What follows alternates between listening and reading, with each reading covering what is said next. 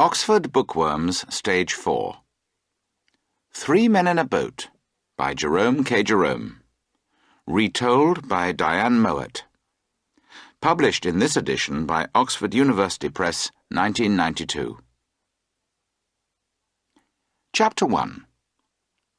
We decide to go on holiday. There were 4 of us, George, and William Samuel Harris, and myself, and Montmorency. We were sitting in my room, and we were smoking, and talking about how bad we were. Ill, I mean, of course. We were all feeling in poor health, and we were getting quite worried about it. Harris said that he felt really bad sometimes, and he did not know what he was doing. And then George said that he felt bad too, and that he did not know what he was doing either. With me, it was my heart. I knew it was my heart because I had read something in a magazine about the symptoms of a bad heart. I had all of them. It is a most extraordinary thing, but every time I read about an illness, I realize that I have it too, and that my symptoms are very bad. In fact, my health has always been a worry. I remember one day I had a little health problem, and I went to the British Museum library to read about it. I took the book off the library shelf and I began to read.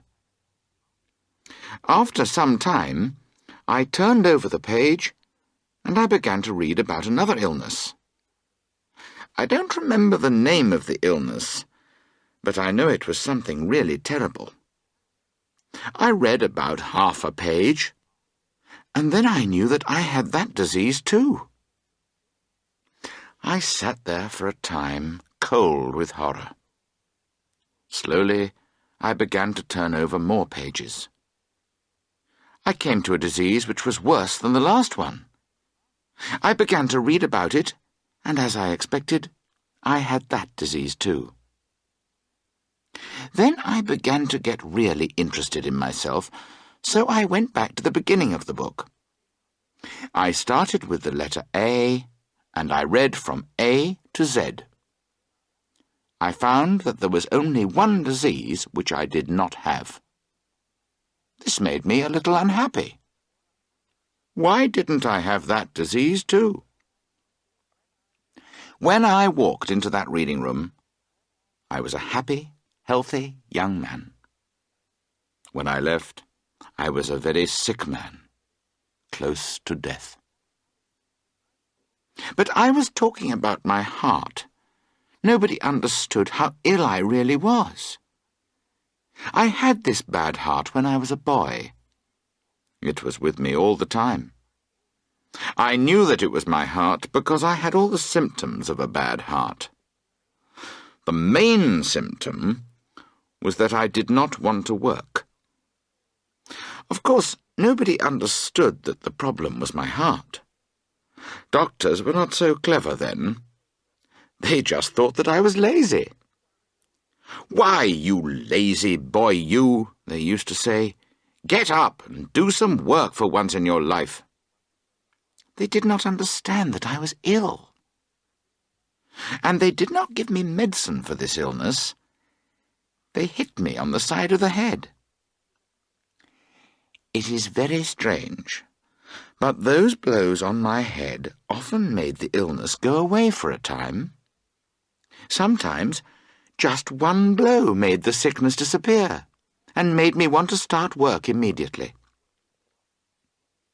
Anyway, that evening, George and William Harris and I sat there for half an hour and described our illnesses to each other. I explained to George and William Harris how I felt when I got up in the morning. William Harris told us how he felt when he went to bed. Then George stood in front of the fire, and with great feeling, he showed us how he felt in the night. George always thinks he is ill.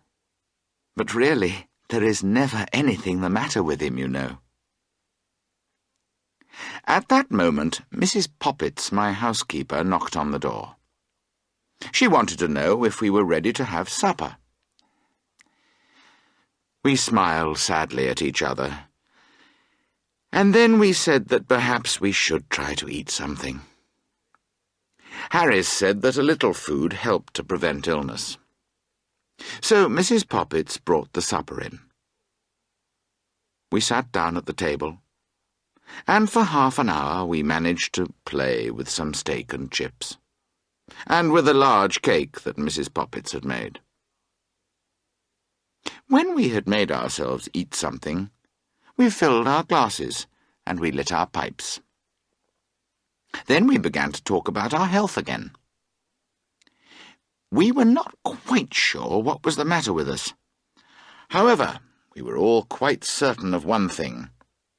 We had been doing too much work. "We need a rest," Harris said. "A rest and a change," George added. I agreed with George, and I said that perhaps we could go to the country. We could find a nice, quiet place, and we could sit in the warm summer sun. We could go somewhere peaceful, far away from other people. Harris said that he thought that would be awful. He added that he had been to a place like that once. Everyone went to bed at 8 o'clock, and he had to walk for an hour to buy cigarettes and a newspaper. "No," Harris said. "if you want a rest and a change, then the sea is best." I said that this was a terrible idea. A sea trip is fine if you are going for a month or two, but not for a week. I know what it is like. You start out on Monday, and you think that you are going to enjoy yourself. You wave goodbye happily to your friends. You walk up and down on the ship like Captain Cook, Sir Francis Drake, or Christopher Columbus. On Tuesday, you wish that you had not come. On Wednesday, Thursday, and Friday, you wish that you were dead. On Saturday, you are able to drink something. You begin to smile a little at the kind people who ask you how you are. On Sunday, you start to walk again, and you eat a little. And on Monday morning, as you stand and wait to get off the ship, you begin to enjoy yourself. I remember that a friend of mine once took a short sea trip from London to Liverpool for his health. He bought a return ticket, but when he got to Liverpool, he sold it, and he came back by train. So I was against the sea trip. Not for myself, you understand. I am never seasick. But I was afraid for George. George said he would be fine. In fact, he said he would quite like it, but he thought that Harris and I would both be ill.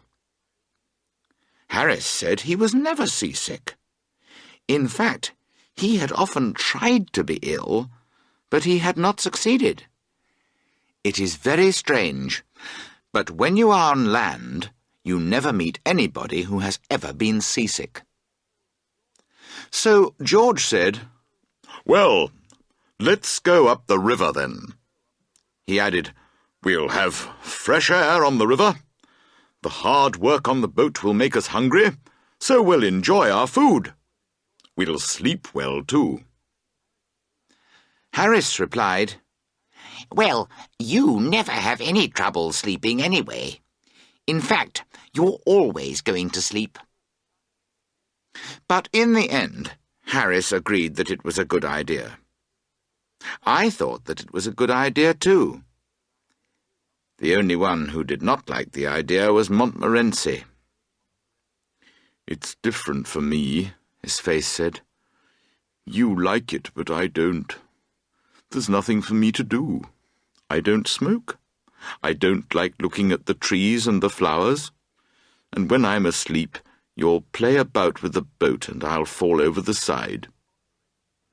Montmorency's idea of a good time is to collect together all the most awful dogs he can find, and then go round the town looking for other awful dogs to fight. But we were 3-1, so we decided to go anyway.